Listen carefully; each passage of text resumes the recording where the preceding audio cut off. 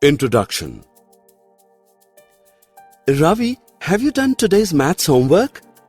Yes, I have gathered some information about the different sports liked by the students of our class. Okay, but how will you interpret which is the favorite sport among the students? It's easy. I have arranged the data in tabular form. Now by looking at the data, I can say basketball is liked by the highest number of students. Children, you see, collecting data is a very important task. We can arrange data in different forms and get some useful information out of it. So, in this lesson, we shall learn about data handling. Objectives. At the end of this lesson, you'll be able to recall the importance of collection and organization of data, calculate arithmetic mean, mode, and median of any given set of data, determine range of a set of data. Well, anybody knows why there is a need of collecting data? Suppose we have a data about the runs scored by different Indian batsmen in a cricket match. By looking at the data, can you interpret which Indian batsman had the highest runs during the year? No. Therefore, to find that, we need to collect data regarding the highest runs scored by each batsman during the year. So children, unless and until you don't collect the appropriate data, you cannot know the desired information. We collect data to record and organize it. But why do we need to do that? Look at the following data. A class teacher of class 7 listed the weight of 10 students in this way. Is this data easy to understand? Now look at this data. You can easily know which student has highest maximum weight and which has least. So when we put data in a proper table, it becomes easy to understand and interpret. We can put many kinds of data in tabular form.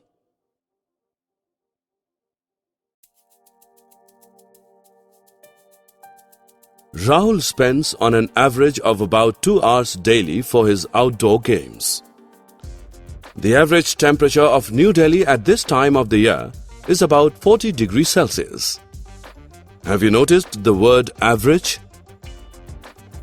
By average, we understand that Rahul usually plays for 2 hours. On some days, he may play for less number of hours, and on the other days, he may play longer. Similarly, the average temperature of 40 degrees Celsius means that the temperature of New Delhi at this time of the year is around 40 degrees Celsius. Sometimes it may be less than 40 degrees Celsius, and at other times it may be more than 40 degrees Celsius. Thus, we realize that average lies between the highest and the lowest value of the given data. Different forms of data need different forms of representative value to describe it. One of these representative values is the arithmetic mean. Come along to learn about it. The mean is just the average of the number and it's easy to calculate.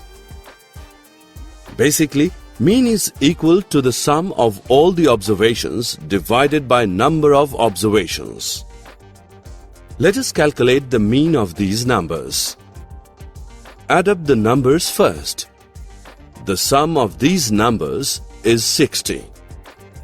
There are total 5 numbers. So the mean is equal to 60 divided by 5, which equals 12. Therefore, the mean of the above numbers is 12. Rohit is an intelligent and very studious boy in the class. He gave his maths test 7 times to improve his marks. The data shown here is displaying the marks scored by Rohit. Can you calculate the mean test marks of Rohit? Let us first add up the marks, and the sum is 300. We know he gave maths test 7 times. So the mean marks of Rohit are equal to 300 divided by 7, which is equal to 42.86.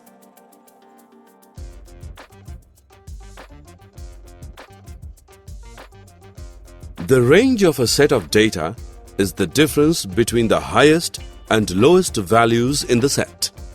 To find the range, first order the data from least to greatest. Then subtract the smallest value from the largest value in the set. So children, now you can also find the range of any set of data. 5 participants completed their swimming race. Can we calculate the range of swimming time from this data? Yes, it's simple. First, order the data from least to greatest. Now subtract the least value of time from the highest. So the range of swimming time is 3.9 minutes. The mode is simply the number which appears most often. See this example. We have few numbers here. How can we find out the mode? To find the mode, we need to first put the numbers in order, then count how many of each number. Now, see which numbers appear most often. In this case, 8 appears 2 times, so the mode is 8. Look at this data. It shows the height of 25 children in a class. Let us find out the mode of their heights. It's quite easy. First, put the numbers in order and put it in a tabular form. Then count how many of each number. See, 163 appears 9 times, so the mode of the children's height is 163. Median is the value which lies in the middle of a group of numbers that have been arranged in order by size. Let us find the median of these numbers. Firstly, we need to put these numbers either in ascending order or descending order. You can see the middle number is 12.